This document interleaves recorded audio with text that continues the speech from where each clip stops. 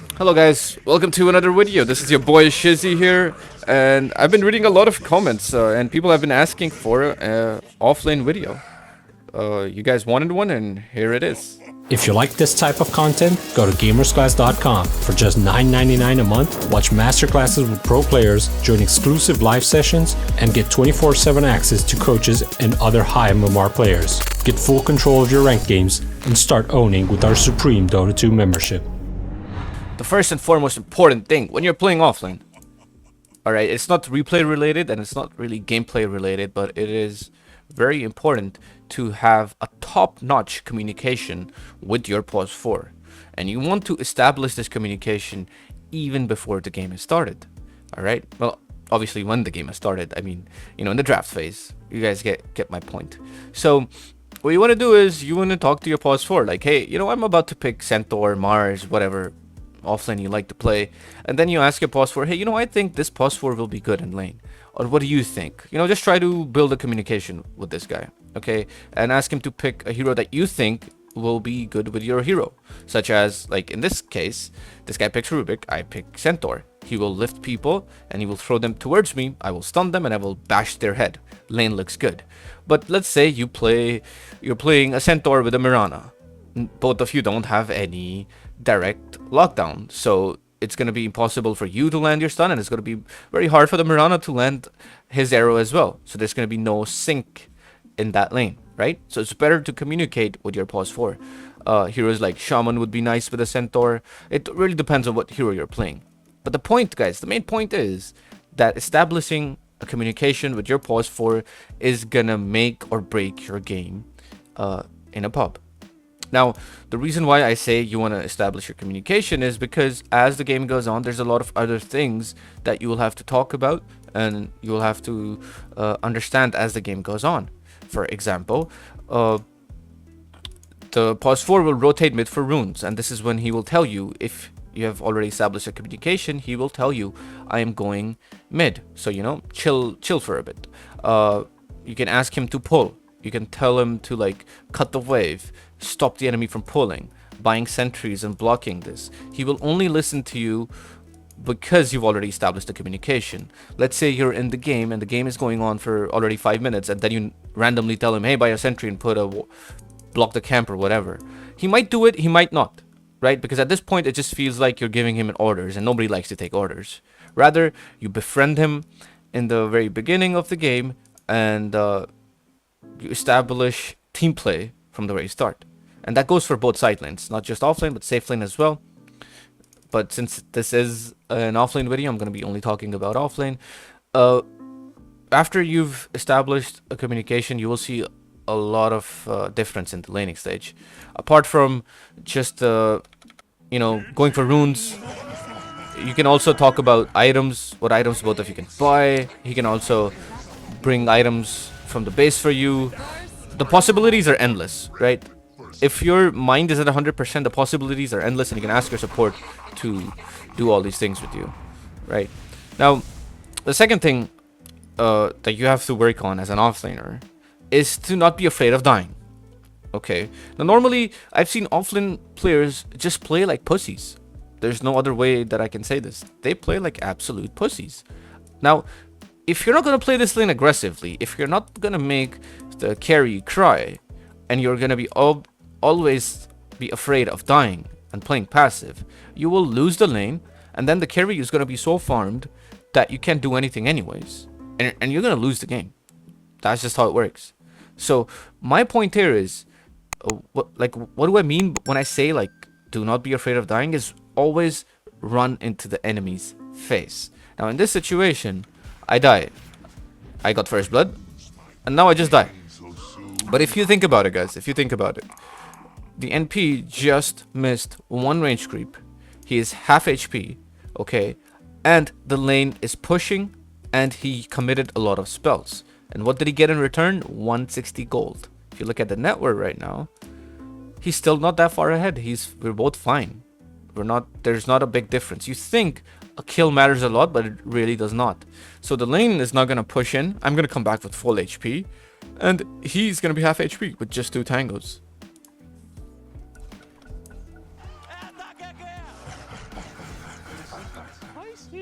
So if you look at it now, the lane's pushing, and I'll easily farm all these creeps.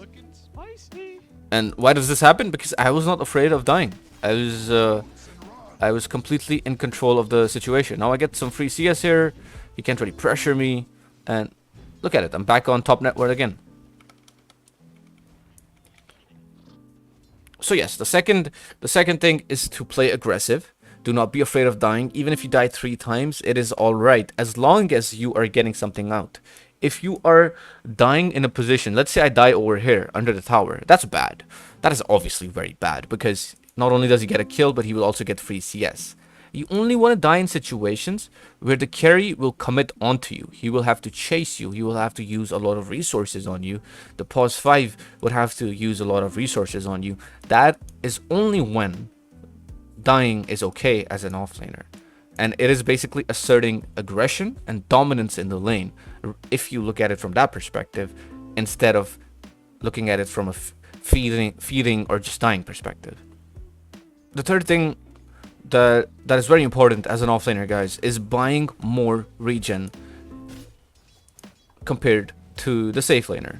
Now, the reason why I say this is, well, regen is just very important in any given lane of Dota, but there's more to it than just buying regen.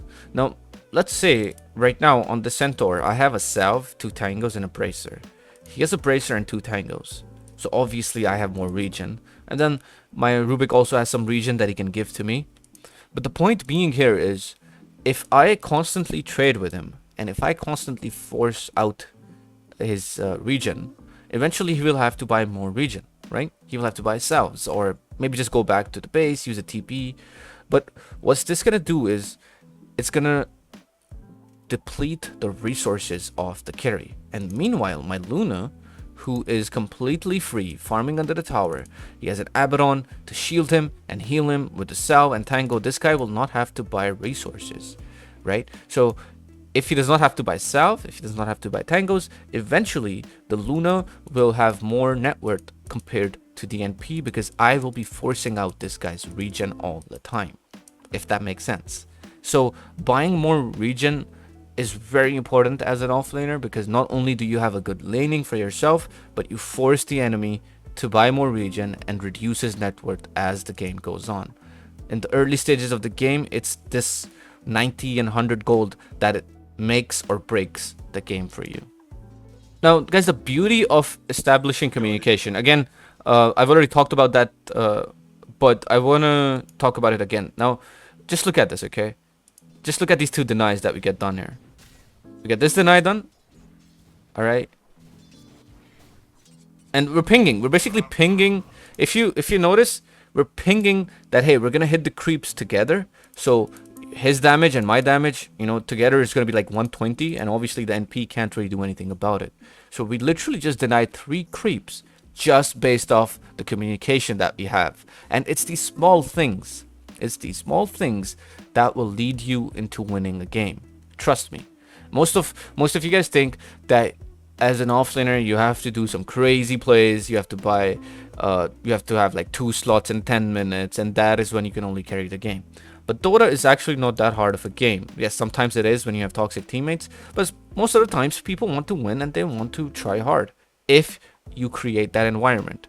So again, establishing a positive communication with your pause 4 is very important.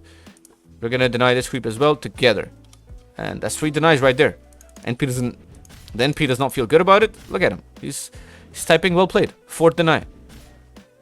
He's happy about it. I'm happy about it. And if you're happy, obviously you're gonna play Dota better. Dota is a mental game. Now guys, the 4th thing on the list is to itemize for the lane and then for your team.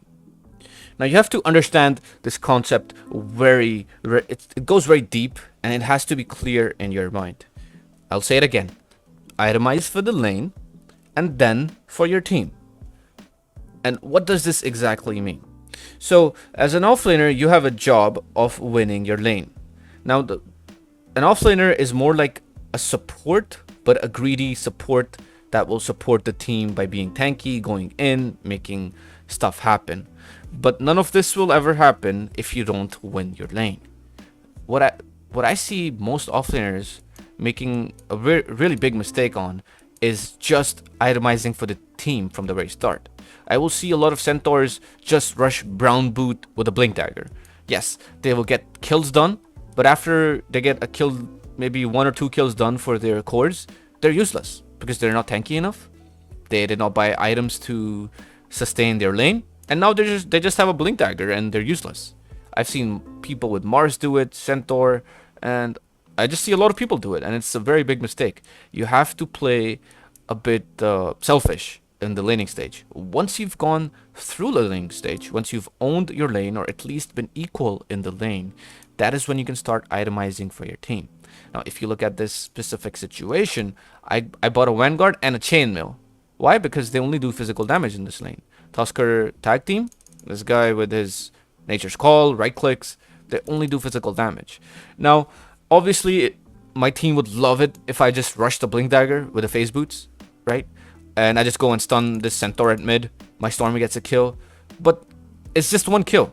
And the enemy will eventually know that I have a Blink Dagger, and they will start playing defensively. Or they will start playing around the fact that I have a Blink Dagger. And my Blink Dagger is useless. But with this Vanguard, I am so tanky that I can actually walk into the tower right now, and the entire enemy team will have to commit if they want to kill me. So, what makes more sense? Me buying a Blink Dagger, straight up killing this Beastmaster, or buying a Vanguard and pressuring the NP? Obviously, buying the Vanguard and pressuring the enemy. I will get that dagger sooner or later. Keep in mind, guys, you do not have to kill the enemy. You do not have to make crazy plays to win the game. You just need to have a very stable gameplay.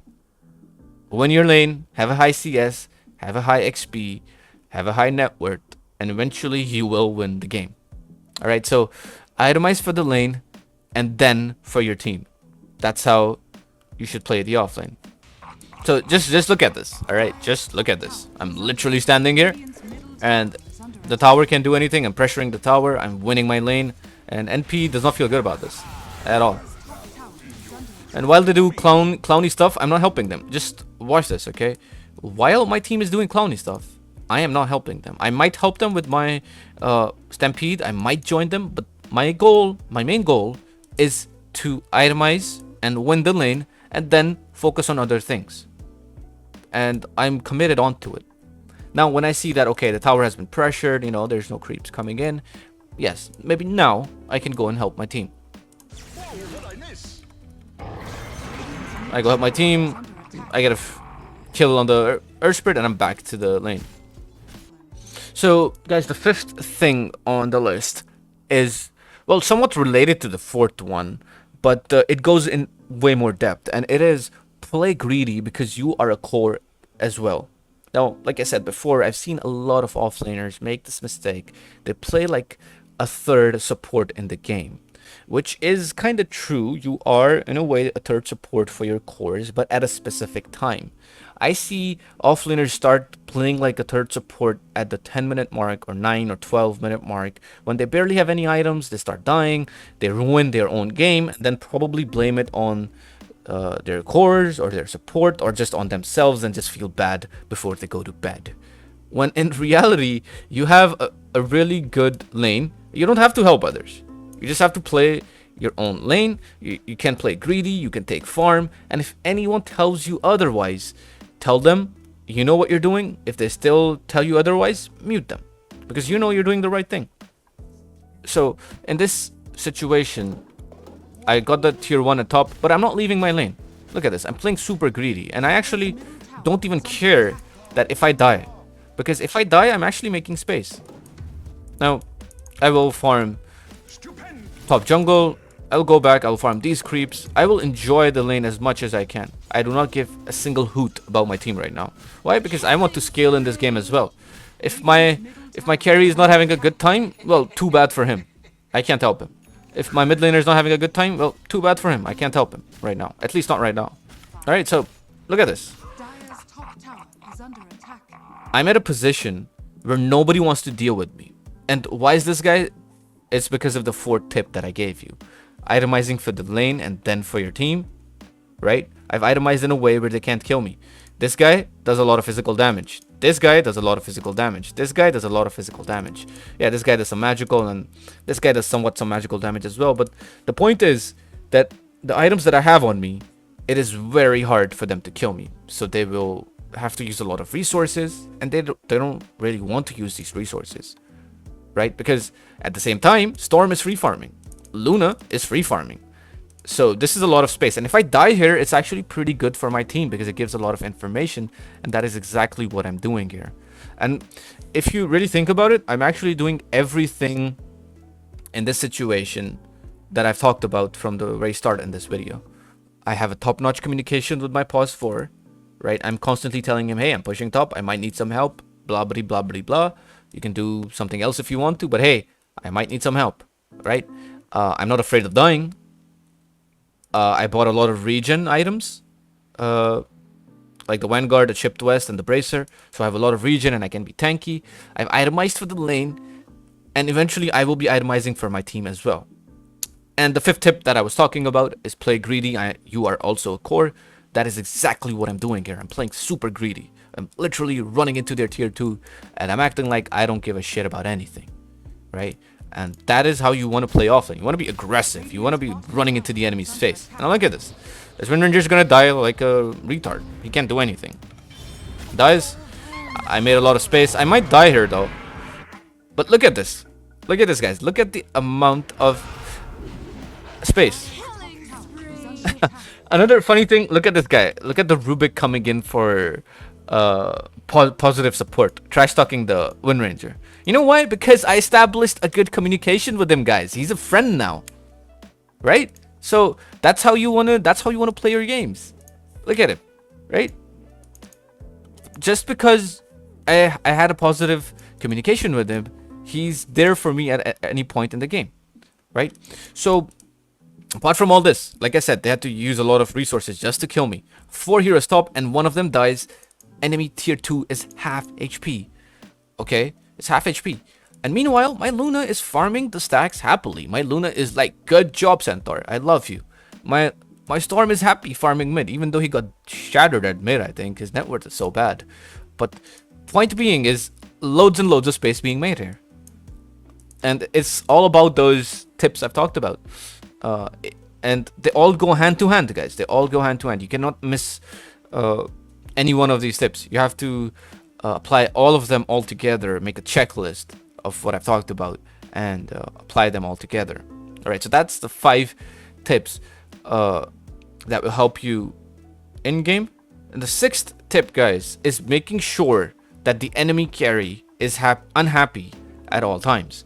Now, this is more of a mental situation, and you will have to like do different things in different games, such as pulling waves, such as, I don't know, buying a lot of regen, harassing him, stunning the carry, then denying his creeps. I don't know, ask your mid laner to gank him or whatever, but your job is to make sure that the carry is crying. Most carry players are crybabies, guys. I'm gonna be honest about it. They're actual crybabies. And if you make them unhappy, they will make their entire team unhappy, because at the end of the day, guys, the carry is the person who will carry the game. That's why it's called carry, right? So if you make the enemy carry unhappy with whatever way you can, there's a lot of ways, but you got to figure that out on your own. If you make him unhappy, he will cry to the point that his entire team does not want to play anymore, and you just win the game straight up. That is what the pause 4 and the pause 3 have to do. Play aggressive, run into the enemy's face, make the carry unhappy, and eventually you win the game. If you don't win the game, you get really close to winning the game, and if you keep doing these things, you will win more than you lose, and you will be at a higher MMR. So these were the 6 things, guys, that I personally do as I play offlane, as I've learned over the years, and I'll just go through them all over again. Having a top-notch communication with your pause 4, do not be afraid of dying, buy more regen than the carry does, itemize for the lane and then for your team, play greedy because you are a core also, and making sure that the enemy carry is unhappy at all times. If you do these 6 things, in your pubs as an offlaner, I guarantee you will be more successful at gaining MMR than you have before. Thanks for watching, and I will be seeing you guys in another video with Gamers Class. Until then, Shizzy Dota signing out.